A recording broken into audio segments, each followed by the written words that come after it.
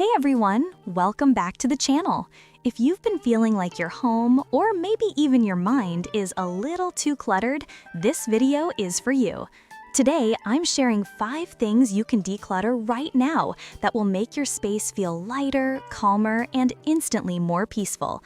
And the best part, you won't regret letting any of these go. So grab a cup of tea, take a deep breath, and let's get started. Number 1. Old cables and electronics. Let's start with something we all have, that random drawer full of tangled cables, old chargers, and outdated gadgets. You know, the one where you're like, I might need this someday, but that day never comes. If it hasn't been used in a year, it's just taking up space. Recycle, donate, or drop them off at an electronics recycling bin.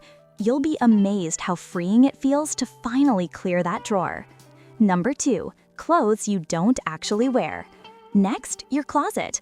We all hold on to clothes that don't fit, don't flatter, or simply don't feel like us anymore. Here's a quick rule.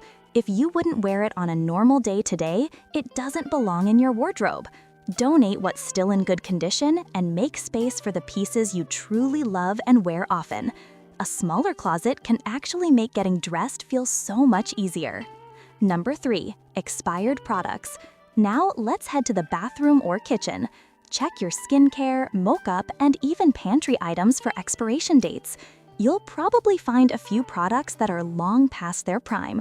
Tossing them out not only declutters your space, but also helps you maintain a healthier lifestyle. There's no reason to keep a moisturizer that expired 2 years ago or a spice jar from 2018. Number 4. Paper clutter. Next up, paperwork. Receipts, old bills, manuals, random mail, it piles up so easily.